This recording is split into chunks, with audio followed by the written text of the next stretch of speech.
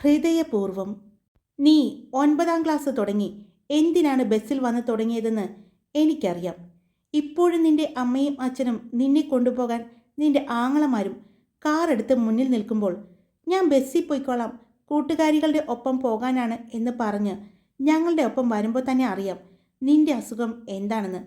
പക്ഷേ ആ അസുഖത്തിൻ്റെ മരുന്ന് എൻ്റെ ഏട്ടൻ്റെ കയ്യിൽ ഉണ്ടാകാൻ സാധ്യതയില്ല. എൻ്റെ ഏട്ടനായതുകൊണ്ട് പൊക്കിപ്പറയുകയല്ല കേട്ടോ. പ്രേമം, ലവ്, മാങ്ങാത്തൊലി എന്നൊക്കെ പറഞ്ഞ് അങ്ങോട്ട് ചെന്നാൽ അങ്ങേര് ബസ്സിൽ നിന്നും എടുത്ത് പുറത്തേക്കിടും.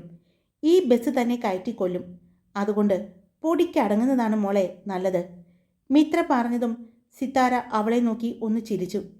ചിരിക്കണ്ട പ്ലീസ് മിത്ര, എനിക്ക് ഒത്തിരി ഇഷ്ടമാണ് നിന്റെ ഏട്ടനെ. ആ ബെസ്റ്റ്. ഇത്രയും നേരം ഞാൻ പറഞ്ഞത് നിനക്ക് മനസ്സിലായില്ലേ? പ്രണയം, ലവ്, പ്രേമം എന്നൊക്കെ പറഞ്ഞ് അങ്ങേരുടെ അടുത്തേക്ക് ചെന്നാലുള്ള കാര്യമാണ് ഞാനിപ്പോൾ പറഞ്ഞത്. ഈ സ്റ്റോറിയുടെ മുഴുവൻ ഭാഗങ്ങളും കേൾക്കാൻ ഹൃദയപൂർവ്വം ദൃശ്യം ബ്ലോഗിൽ വൈകിട്ട് 4 മണിക്ക്